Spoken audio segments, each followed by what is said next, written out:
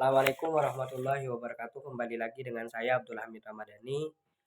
Nah, setelah pada pembahasan sebelumnya di part 3 dan juga part 2, kita telah membahas ragam evaluasi hasil belajar dan juga alat evaluasi belajar yang terbagi menjadi kurang lebih dua bagian, yakni tes dan non tes. Maka pada kesempatan kali ini kita akan fokus pada pengukuran ranah kognitif untuk menentukan nilai dan juga menentukan hasil evaluasi pembelajaran yang dimiliki oleh peserta didik atau seseorang yang ingin kita tes. Nah, kita tahu bahwa berkaitan dengan ranah kognitif di teori taksonomi Bloom itu dibagi menjadi 6 tahapan, yakni yang tertulis dari C1, C2, C3, C4 dan juga C5 dan juga C6. Nah, pada tahapan pertama ini C1 adalah fokus pada mengingat, C2 fokus memahami, C3 fokus menerapkan, C4 fokus menganalisis, C5 mengevaluasi, dan juga C6 fokus menciptakan. Nah, rangkaian-rangkaian ini merupakan rangkaian-rangkaian dasar yang mengkategorikan tujuan pendidikan kurikulum merdeka.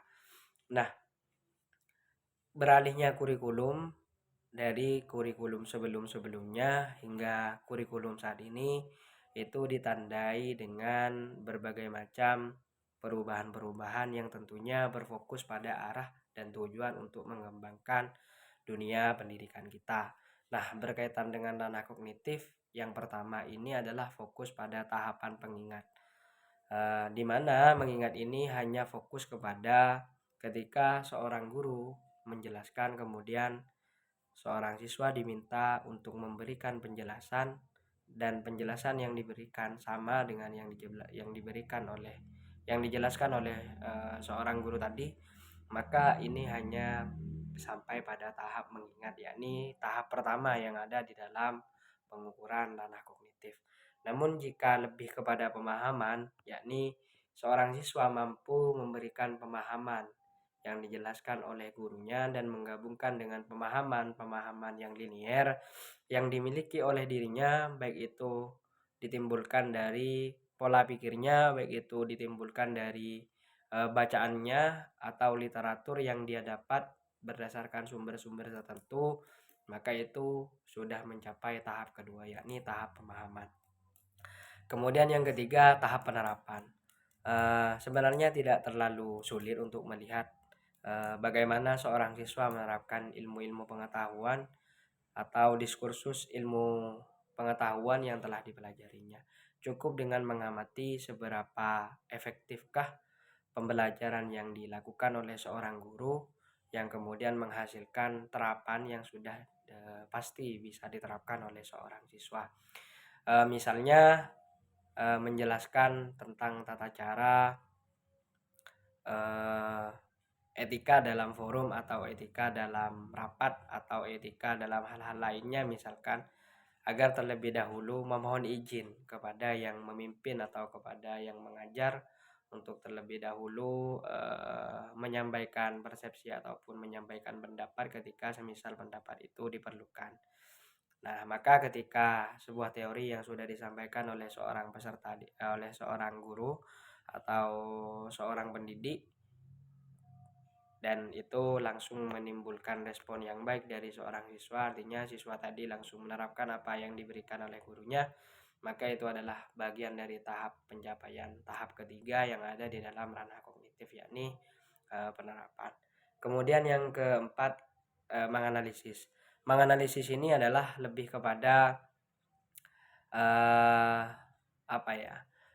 Melihat seberapa besar peluang dan seberapa besar kesempatan dan seberapa besar peluang dan ancaman serta kelemahan yang ada di dalam suatu pemahaman atau suatu teori atau bahkan suatu pembelajaran. Ketika hal itu berkaitan dengan keefektifan ataupun keefisienan. Nah, maka pada tahap analisis ini kita akan diajari bersama-sama untuk bisa menganalisis, maksudnya adalah memperhitungkan kadaritas dari keefektifan dan juga keefisienan hal-hal tersebut, baik itu berkenaan dengan teori, baik itu berkaitan dengan pemahaman atau suatu terapan lainnya, seperti itu. Kurang lebih seperti itu. Kemudian yang kelima ini adalah lebih kepada mengevaluasi. Mengevaluasi ini dimaksudkan ialah untuk mengukur seberapa sesuaikah dengan yang diinginkan dan seberapa efisienkah dengan yang diharapkan. Maka pada tahapan kelima ini lebih kepada bagaimana sesuatu yang tidak diinginkan itu tidak terjadi kembali, dan sesuatu yang diharapkan bisa selalu terwujud, bisa selalu terjadi. Nah, mungkin dalam pemahaman pendek saya seperti itu. Selebihnya teman-teman bisa juga memberikan komentar dan juga memberikan pendapat seputar hal-hal yang sudah saya sampaikan. Kemudian di tahap terakhir ini lebih kepada menciptakan. Artinya dari beberapa tahapan-tahapan sebelumnya, ketika mulai dari mengingat, mulai dari menerapkan, mulai dari memahami, mulai dari menganalisis, mulai dari mengevaluasi, dan sampai pada tahap menerapkan, paling tidak seorang peserta didik atau seorang siswa bisa memberikan penerapan yang baik, yakni penerapan yang sesuai dengan kemampuan dirinya dan sesuai dengan yang diharapkan berdasar pada tujuan pembelajaran yang diinginkan. Jadi mungkin hanya ini saja yang bisa saya sampaikan, selebihnya mohon maaf. Akhir kata, wassalamualaikum warahmatullahi wabarakatuh.